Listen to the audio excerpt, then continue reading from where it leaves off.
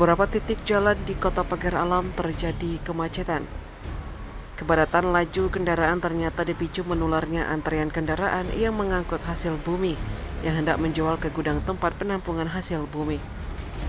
Pantauan sumselupdate.com, beberapa titik yang terjadi kemacetan yakni kawasan Dempo Permai dan Jalan Kombes Haji Umar hingga kawasan Komplek Muhammadiyah Pagar Alam.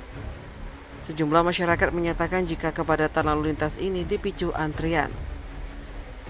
Kasat Lantas Polres Pagar Alam Ibtu Johnny Albert menegaskan kepadatan lalu lintas ini bukan karena kendaraan mogok, melainkan karena adanya kendaraan antri menuju tempat penampungan hasil bumi yaitu biji kopi kering.